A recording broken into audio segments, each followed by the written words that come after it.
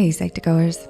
Whoever said sticks and stones may break my bones, but words will never hurt me, forgot about emotional wounds. Ever stop to wonder why that forgotten birthday still hurts, even though it happened many years ago, or why you still stay awake at night wondering why someone backstabbed you in high school? Those are emotional wounds that have not healed. Unlike physical wounds, they aren't visible and we don't have a surefire, simple band-aid for it.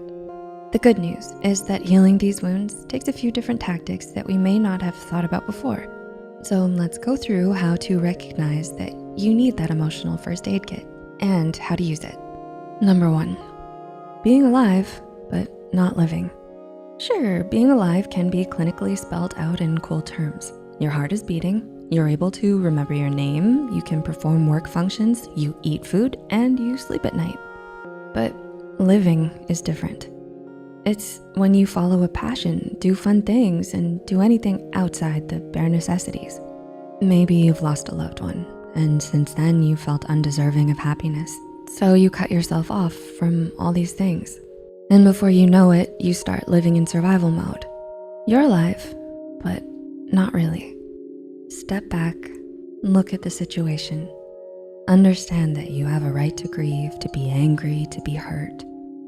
Connecting with others can help you understand that living your life is not causing these things to happen. You may, in fact, find that not living your life is in fact hurting those around you who are still there for you and care about you. Number 2, being disproportionately angry or sad or emotional or Emotional wounds are wounds. When wounds are still tender and raw, a breath of fresh air can feel like fire. You know yourself. You know what normally gets to you. And when you start getting angry at things where 2 seconds later you think, what was that all about? Why did I yell at them? That's a sign of a possible wound that needs attending. You might not even be getting something directed at you. You could be looking at random paint colors and suddenly you're sobbing. You're not losing your mind. It's your emotions trying to communicate to you, saying, hey, you have some processing to do so we can get to healing. It likely means that there's something that hasn't been fully acknowledged and dealt with. It may be perceived as embarrassing or you thought you were done with it. But if you're still emotionally everywhere, perhaps it's time to take a second look and acknowledge these emotions.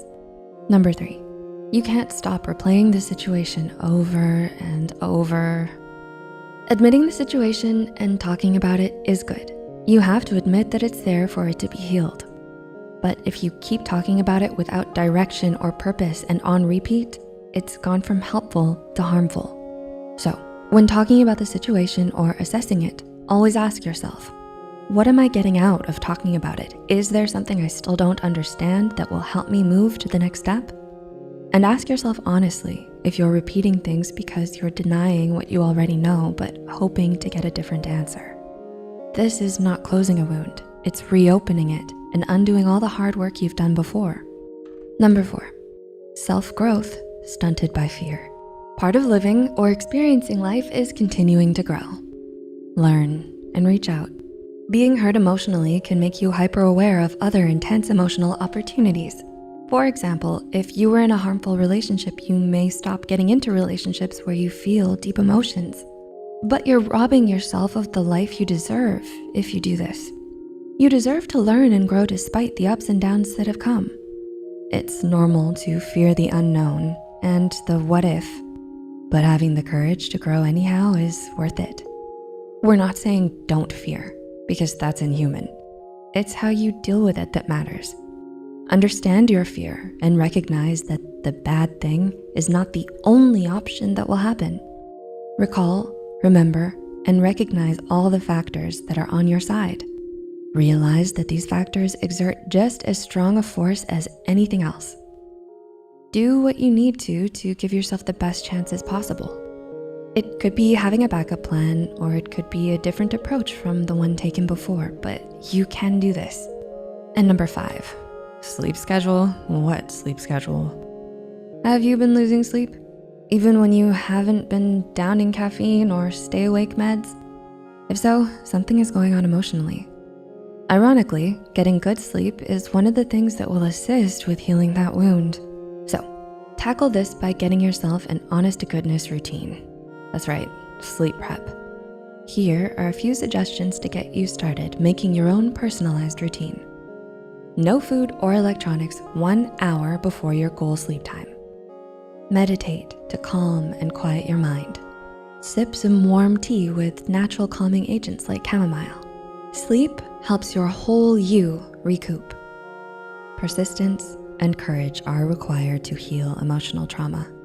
Many of us can agree that emotional trauma cuts deeper and lasts longer than most physical injuries. With something so complex, it's easy to feel like we have no choice but to hurt forever. But that's not true. If we can choose to put in the time and the effort, we can choose to heal, and we don't have to do it alone.